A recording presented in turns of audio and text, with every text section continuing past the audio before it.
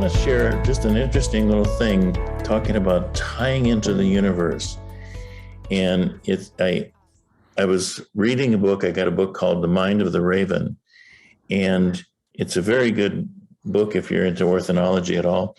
And the guy that wrote it, he studied groups of ravens. And so he was in Maine and he was studying these 9 pairs that, they mate up and stay mated for life. And he was studying these 9 pairs.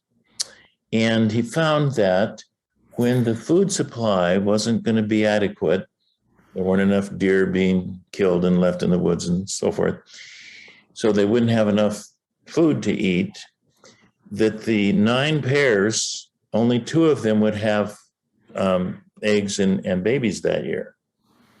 But if there was lots of food, and the food's coming a couple of months from now, it's not right at the moment, if there was going to be lots of food, then they'd all have a group of babies, and they have 4 to maybe 5, 7's the most I've ever seen. So, but they'll have 3 to 5 little babies. And so this is what the ravens are doing. So if the food supply is not enough, then only 2 of the couples will have children and the other 7 won't. And if there's going to be plenty of food, all 9 will have children. And they're anticipating this 2 months in advance. So how do they know what the food supply is going to be 2 months from now? And it's an ethical thing done for the community. And they're very intelligent birds. Are they doing ethics? Or are they just plugged in with the same universe we're plugged into, and they get the message from the universe? It's fascinating. So we don't know the answer yet. We're working on it, but I'm fascinated with that because I think they're just plugged into the same conscious universe, the same information bank that we're plugged into, and they pay attention. Okay, they're looking a lot at ravens because they're about the smartest bird. Covids are smart, blue jays, but these are smarter, and they see them doing a lot of these things that they don't quite understand that look ethical. Like they think about ethics. I mean, a bird?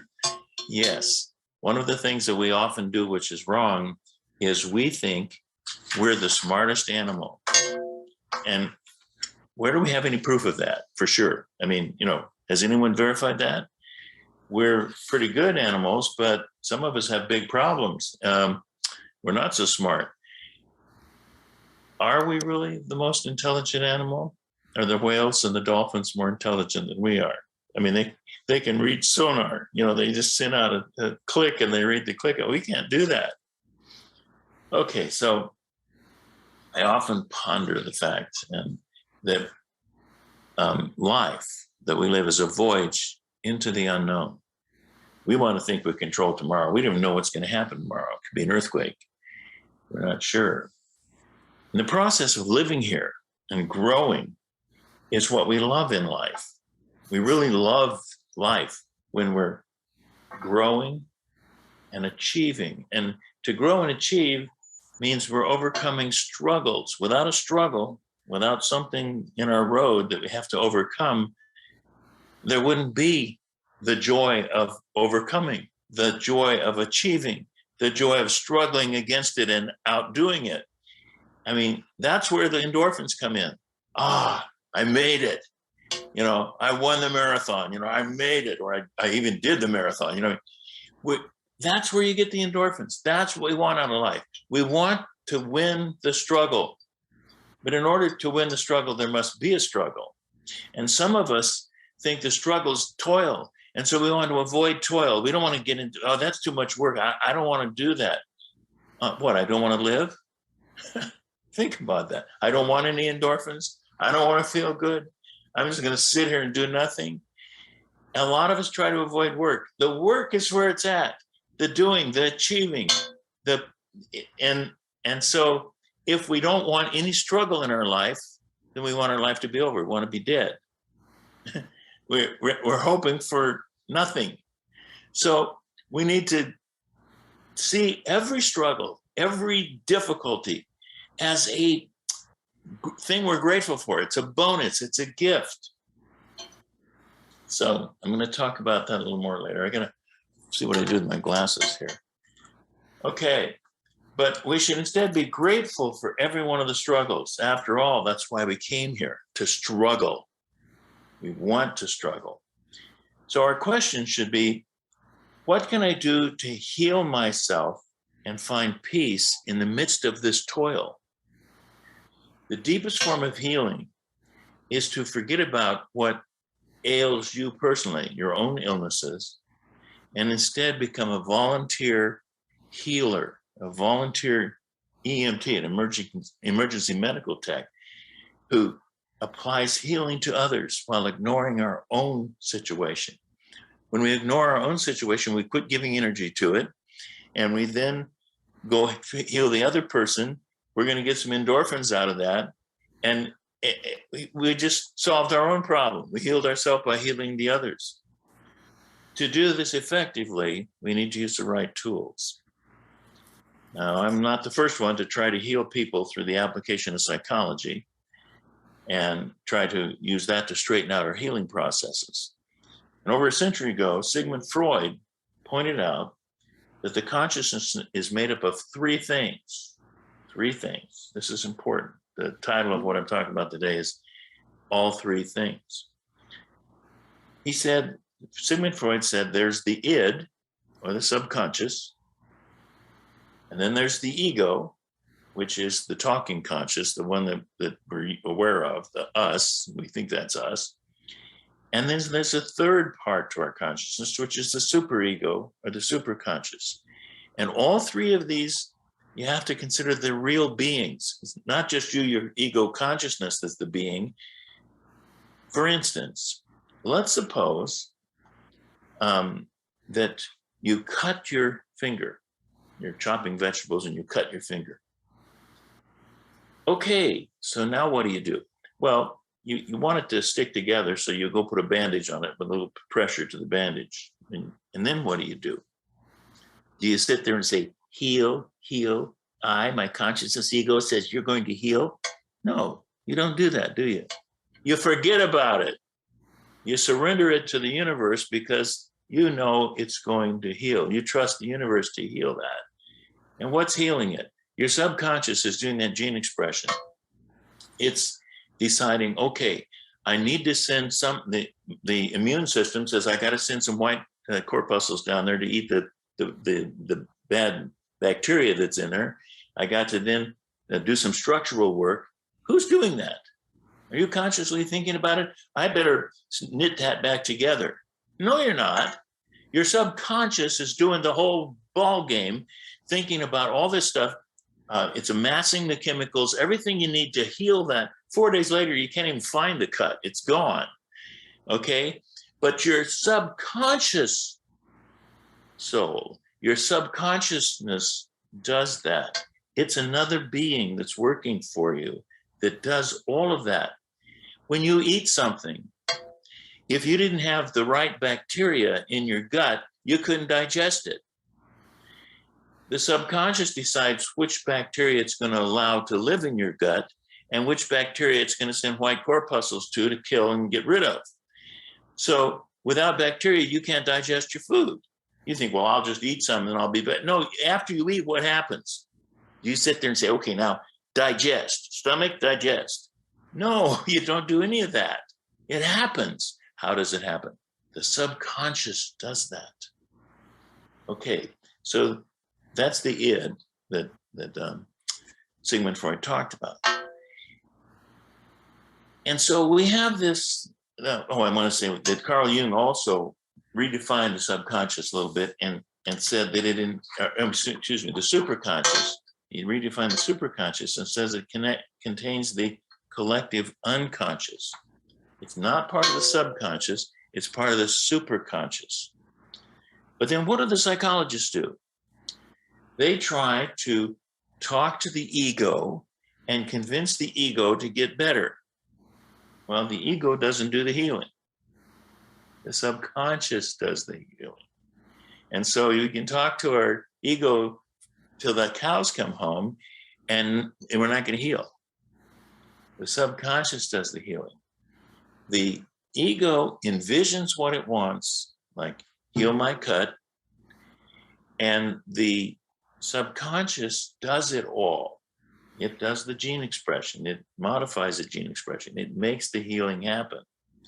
So the medical practitioners, the psychologists, are only using two of the parts. They ignore the superconscious. They're trying to get the ego to talk to the subconscious, but they're ignoring the superconscious. So, and they want the conscious to change the subconscious. And that's all they're working with. Well, it doesn't work. You know, Freudian psychoanalysis hasn't been able to accomplish much at all in 100 years of doing it. So now let's talk about esoteric enlightenment systems where we go into meditation and go meditate. What are they doing there? They're trying to shut off the consciousness so that they can communicate with the higher consciousness. So they're trying to shut off the talking consciousness, the ego, so they can talk to the superconscious. But there's a problem. They forgot that the healing is done by the subconscious. The subconscious does the work here. So it is apparent in some traditions we've learned that the consciousness can't seem to talk directly to the higher consciousness. Your talking consciousness can hear what the higher consciousness is thinking and can get good ideas, but can't make them happen, can't heal the cut, must marshal all the forces and make it happen. The subconscious does that, not the conscious. The subconscious affects the world out there. Okay, so we have to use all three. We have to use the superego, we have to use the ego, and we have to use the subconscious in order to get something done. We have to get them working together. Now, one of the things I wanted to say about the esoteric traditions of the meditation traditions, an example of this is that esoteric monks in several traditions will spend lifetimes in monasteries chanting and saying, Om, Om, trying to reach their higher power. Yet they still go begging with the rice bowls in the morning. And if their search for enlightenment were actually working, then they'd have no need to beg with those rice bowls. It would all just be brought to them. I mean, they wouldn't have to go begging. And if you see what I'm saying, if they were together and if their system was working and they were actually working with a higher consciousness, a truckload of rice would show up instead of them begging with a rice bowl. It would just, these synergisms would start to happen. So they wouldn't need to do that. So it's obvious those traditions aren't working, just like our psychology is not working. Why? Because only using two. You're not going to use all three. You've got to use all three. You've got to allow the subconscious to do the work instead of trying to have the conscious do the work. We're always trying to have our conscious do the work. Okay, I'm heal. You heal, finger. It's not how it's done. If it heals by itself, if you just trust the universe. Okay. You got to use all three. So hold this thought for a minute, and I want to tell a little story about healing, or how the synergisms work when you believe in something. And I want to talk a little bit about belief. Belief is important. If you don't believe that you're going to heal, you won't. If you do believe, you will. And you have to believe that the superconscious, your higher powers, can deliver what you're needing. You think about it. You got up this morning and you breathed oxygen, didn't you? Isn't it nice the oxygen was there? You trusted the universe to provide you some oxygen, and it did. There's a whole bunch of stuff like that we just rely on the universe. Okay, I want to tell this little story about synergism.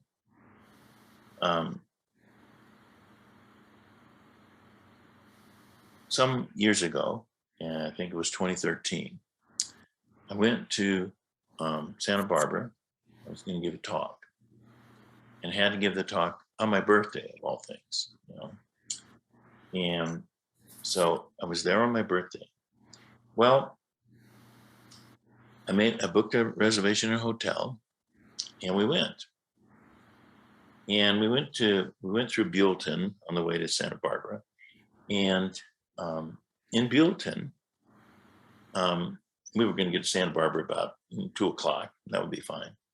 But in Buellton, I go to the gas station, and the gas machine won't accept my credit card. There's nothing wrong with my credit card. So I tried 2 or 3 pumps in the same station. None of them would accept my card. Drove down the road to another gas station, wasting time here. And the credit card worked, no problem. And I'm sitting there thinking, this is insanity. It's just wasting my time. This is a synergism. This is a gift. And of course, I don't see it as a gift. It's a terrible thing. I'm wasting time. So that slows us down. We have some other stuff that we have to do that causes us to have to come back to town. So we had to go backtrack, another waste of time.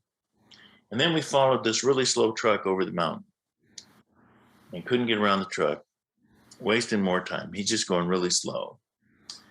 So finally, we get to Santa Barbara at 3:00. And I go to the hotel where I'm booked. And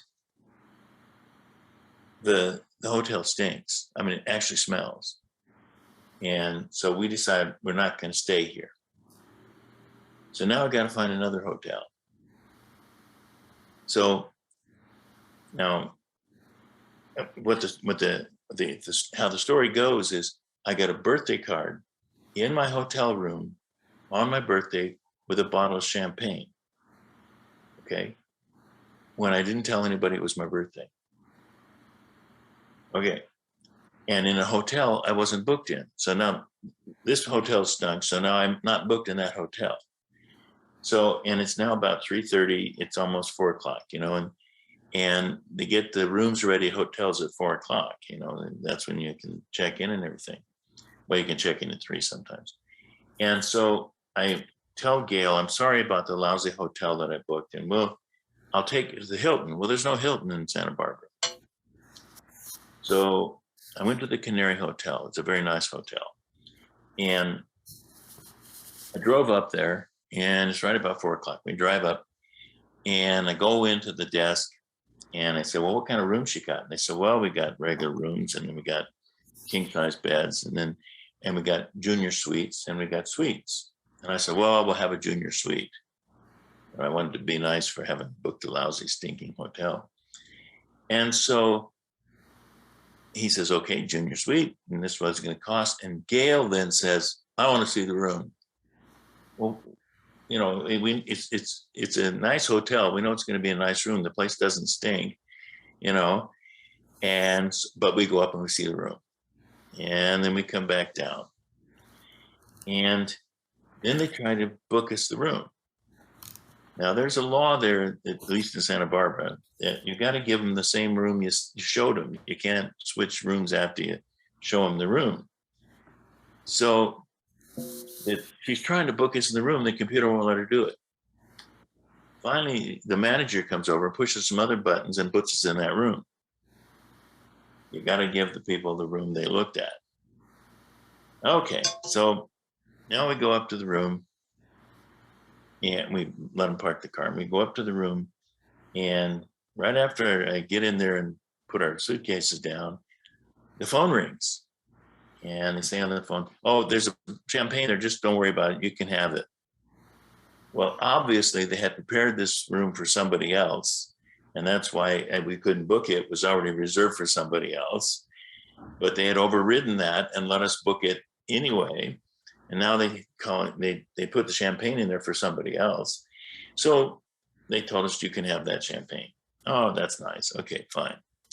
Well, now we're running out of time. We got to go eat dinner, and then I got to go give a talk. And we just leave the champagne on ice over there. We'll look at it later. So we go to dinner. We come back. It's that evening, and we finally discover that there's a birthday card with the champagne. It says, happy birthday. So here's birthday card and champagne in my room on my birthday. I'm in a hotel I didn't even book. And all these little synergisms slowed me down so that they would put the champagne in the room just before the people got there.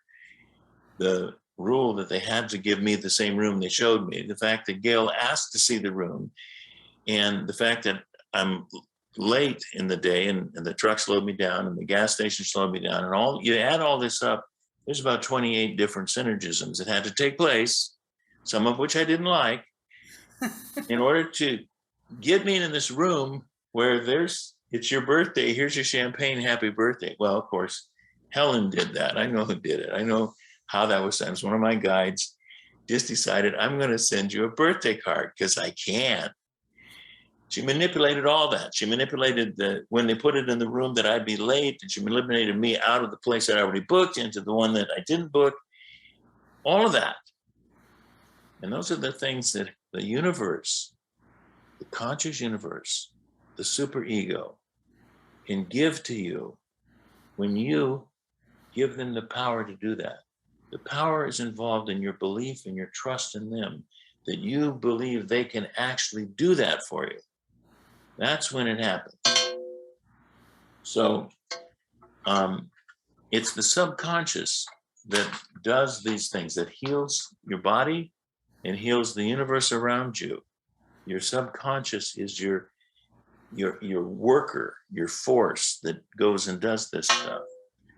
So let's suppose like you want to strengthen your body, so you exercise, but you don't make the muscle grow and you don't make the bones get stronger. It's you exercise, yes, you did, but your subconscious does all that work for you. It figures everything out, makes it all happen. It brings all the forces together. So you have to give the subconscious your trust. You can use your conscious to modify your subconscious, and that's what the book that you guys are reading, Becoming Supernatural, or his other book, Breaking the Habit of Being Yourself, and I love that title. You break the habit of being yourself by modifying your subconscious to allow you to do and to allow it to do things. And that's what the books are that Dispenza puts out there are telling you, is how to do this. But you have to have all three things. You have to change the subconscious so it is allowed to do what you want to do. It'll try to do everything for you, but if it's got a complex that says you can't do that, like if your parent told you, well, you just don't understand math, you're just not good at math, and you think you're not good at math the rest of your life, you have to undo that so that the subconscious can say, hey, here's the answer, you're good at math. You have to undo all the programming, that's negative programming that's happened to your subconscious, so that it can flourish. So that's what your conscious has to do, is retrain the subconscious and then trust the subconscious to heal the cut, to do every little thing you need to put a birthday card in your room. It's just that those little synergisms will happen to you that you say, look at all the coincidences, the 28 things that had to happen for me to be here and that to occur. And so it appears that your conscious ego cannot control much of anything, can't heal you, can't digest your food, but the subconscious can do it. And you have to retrain your subconscious. And so how do we do this to create, do this creative living and healing thing? How do we do this? One, we use meditation. We go inside to contact the superconscious, which gives a vision to our ego. So we get this vision of what we could do, how it could be. Then the ego shares the vision with the subconscious. I do it verbally. I talk to my subconscious. And next, we continuously turn off the ego. We surrender the ego. We literally quit trying to force the issue. We've told the subconscious about it, and now we set it aside. We quit worrying about the war. We quit worrying about the interest rate. We just set it aside. We literally quit trying to force the issue. Yes, we still do the legwork. Suppose we wanted to go to college. We're going to apply to several colleges. And we even take the SAT test. We do all the steps that are necessary. But we can't control whether they accept us or not into that college. And we allow the superconscious and the subconscious to manipulate the physical universe to bring about what our ego envisioned. We don't try to do it ourselves with our ego. Because we have released or surrendered the ego, we allow the universe to decide which one of those colleges we're going to go to, because our ego might have picked the wrong one.